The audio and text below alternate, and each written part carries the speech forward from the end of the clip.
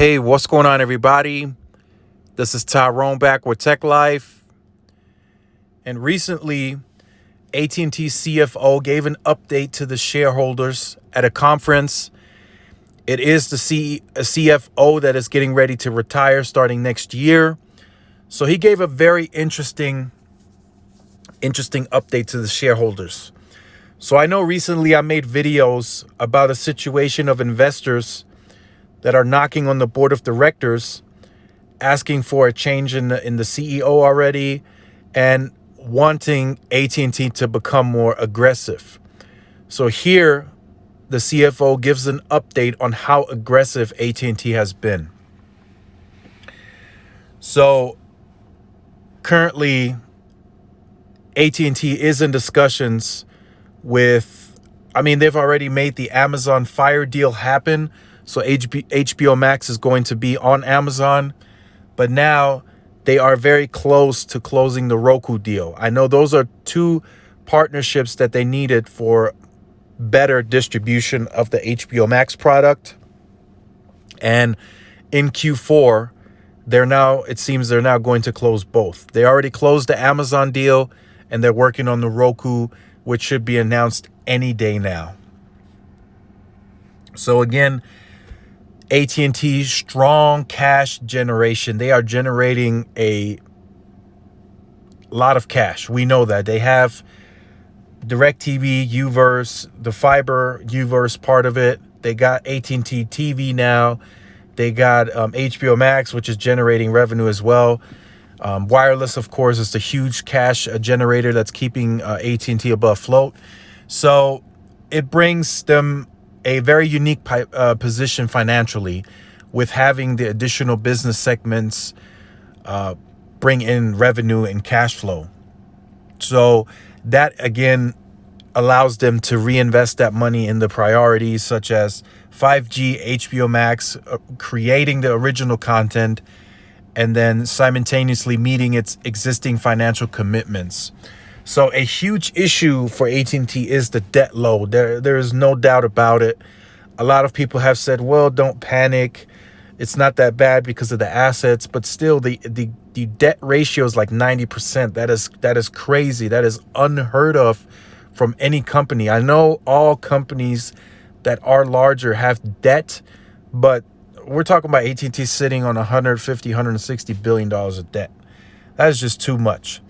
So again, his team, like I said, strategically very intelligent.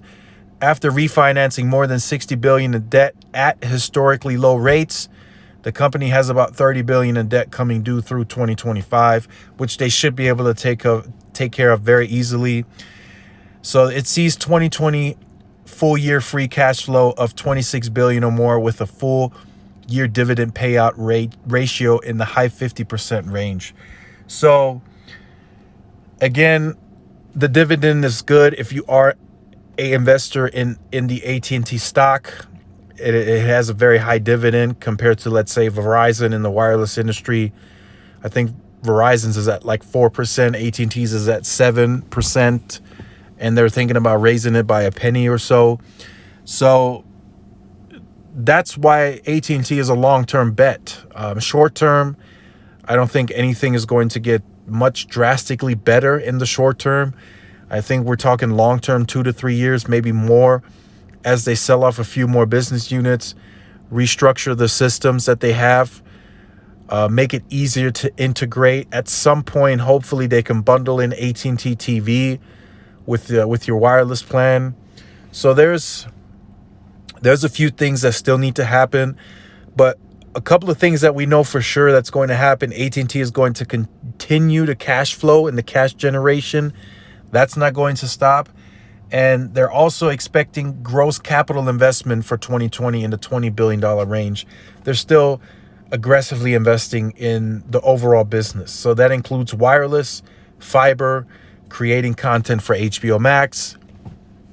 And that seems to be the same for 2021. I think they're going to invest in the $20 billion range, if not a little more. And AT&T is just going to continue making the network better, growing the FirstNet for the first responders, extending the fiber footprint. Where U-verse is existing, they're going to add fiber in there. So the satisfactory rate of the customer is going up. And I can tell you guys right now, they're streaming. The OTT streaming on AT&T TV is getting better by the day. The quality is getting better. Streaming over the network, of course, is 0 rated, so it doesn't hurt your deprioritization limit on the wireless side. So it's getting better. I know there's still that lag. So if you're watching live content on DirecTV, let's say a football game, and you're watching it on AT&T TV, the person that's watching it on the DirecTV is going to see stuff happen first because there's still that lag. Will that be fixed in the future? I'm sure there's going to be some technology that's going to even that out. But as of now, there's I think like a 3, 4, 5 second delay between satellite, DirecTV, and AT&T TV streaming. So again, to make a long story short, Q3 was a good sign for AT&T. He is saying that the momentum continues in Q4. I think I mentioned that on the wireless side in some of the other videos. I'm already hearing from the inside sources. Q4 is already at higher levels versus Q3, which was to be expected. We had the Pro Max launch that was anticipated to have higher volumes compared to the 12 and 12 Pro. So, and definitely more switching happening around the holidays as well, especially with the promos that AT&T offers. I mean, AT&T really had to go to the board of directors to get approval to run this promotion. They said it, and it's really a great promo. So I just wanted to give you guys this brief summary of what he was speaking of at the conference. I will leave this in the description down below so you guys can check it out. He seems very confident. Again, he is retiring, so there will be a new CFO in the future. That could change everything drastically. But for now, AT&T seems to be spending at cash levels that they're comfortable at, and they seem to be growing, and the momentum continues into Q4. So if you have been on the channel, make sure you guys like, share, subscribe if you haven't. Also hit the notification bell so you are notified when I do upload content. Also follow all of the social media platforms for more interaction and updates.